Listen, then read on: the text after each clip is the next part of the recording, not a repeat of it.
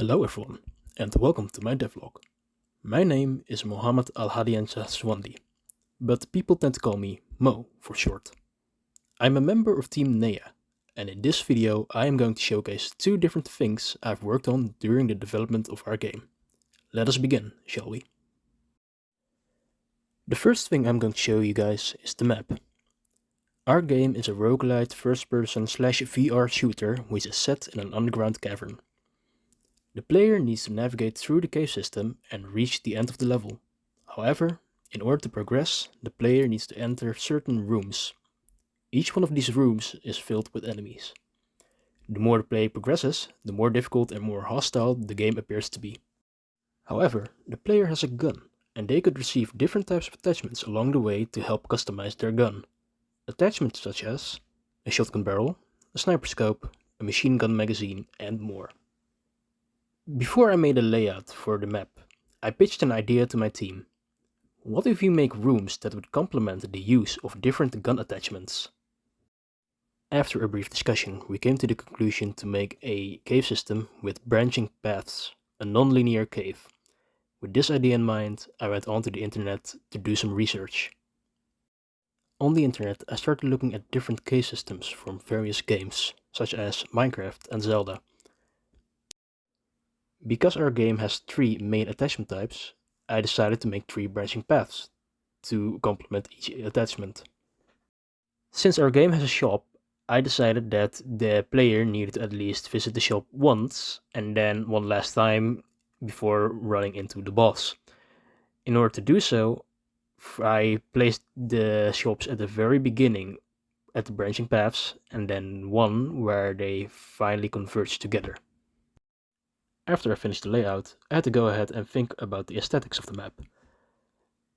The first thing that went through my mind was lava, a big sea of lava hidden beneath the ground. But I couldn't just place random lava pools everywhere. I need to think about what the level needed to convey to the player. Because this is a roguelite game, and each level and each room is going to get progressively harder. And I realized that I needed to make sure that this is also conveyed within the level design. This is when I start to separate the map in three different sections. The first section is supposed to represent the easier part of the level. The second section is supposed to introduce the player to more difficult tasks. And then the third section is supposed to be the hardest part of the level. In order to convey this, I looked at what assets I had available with me. For the first section of the level, I didn't really need to change a lot. Since it is the easiest part of the level, I thought just having it look like a regular realistic cave would be enough. For the second section of the level, I wanted the player to feel like they were being prepared for the hardships to come at the end of the map. In order to do so, I wanted the second section to feel a little bit more mystical, fantastical. And given the assets I had available at the time, I went with the aesthetics of a crystal cave. The crystal cave is supposed to give you a mysterious vibe, but also showcase that this is not the same cave you start out with at the beginning. And this is going to be the third section of the level, the hardest section. To convey that this section is going to be very difficult, I've made the scene a literal hellscape, filled with lava and all types of traps to make it seem very threatening. And lastly, we have the boss chamber. A huge room in which you fight a boss on top of a platform located in a sea of lava, with giant crystals and a huge lava waterfall behind you. This is supposed to be the culmination of your journey, so I made sure that every notable aesthetic from the previous three sections of the level are incorporated within this room. Pretty cool, if I say so myself.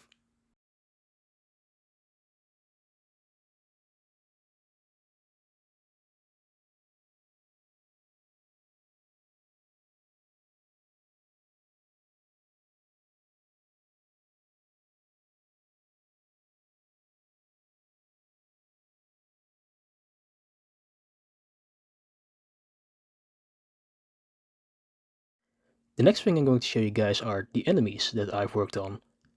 I've worked on three different enemy types, and I've had multiple iterations of each enemy throughout the different sprints. The enemies that I've worked on are the Golem, the Skeleton Archer, and the Hellhound. But given that there was no asset available for a Hellhound, we decided that we change it up into a Spider. Since I'm only going to showcase 2 things within this devlog, I've decided that I'm going to choose one mob to showcase to you guys. The mob that's chosen is the Golem. But don't worry, the structure of the code for these 3 mobs are pretty much similar to one another. So when I was creating the Golem, I needed to think about its behavior. Alongside with its behavior came states. The 3 main states I've given the Golem are a patrolling state, a chasing state, and an attacking state. The Golem is surrounded by 2 spheres. The first sphere is a detection sphere. If the player enters this sphere, then the Golem has detected the player and will start chasing them. The second sphere is the attack range sphere. If the player enters this sphere, then the player is within attack range of the Golem and the Golem can attack them. By linking these spheres with a boolean, I could switch between the 3 different states using a switch statement. This way, I could separate the different functions of each state. Let's take a closer look at these functions. First off, we're going to the patrolling function, which is from the patrolling state. Within the patrolling function is a bool called walkpoint set. If the walkpoint is not set, then the patrolling function will initiate the search random walkpoint function. As the name suggests, the search random walkpoint function is searching for a random point for the Golem to walk towards. If this walkpoint is on the ground, then the walkpoint set boolean will be set to true, and the position of the walkpoint is remembered. Going back to the patrolling function, we now have a walkpoint. This also means that the walkpoint set bool is now set to true. With this, we instruct the navmesh agent to walk towards the walkpoint. We also use the lookat function in order to let the Golem face the walkpoint. Once the Golem has almost reached the walkpoint, then it sets the walkpoint set bool to false in order to search for a new random walkpoint. The chase function within the chasing state is a lot less complex. It simply uses the lookat function to look towards the player and then use the navmesh set destination to walk towards the player. Now we're going to the attacking function within the attacking state. First off, the Golem needs to look at the player when they are attacking. Within this function, I also calculate the distance between the player and the Golem. I wanted the Golem to attack within certain intervals, so I had to create a timer. I wanted the timer to start within a single frame, so I used a bool that immediately switched true.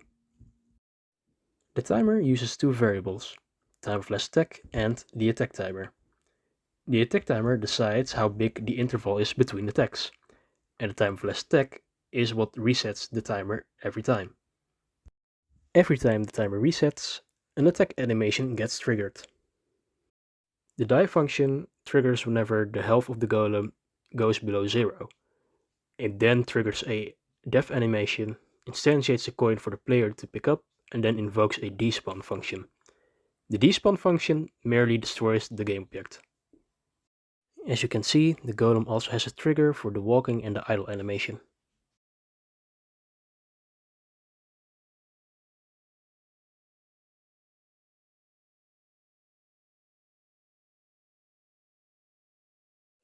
This is the end of the showcase. I hope you enjoyed this devlog.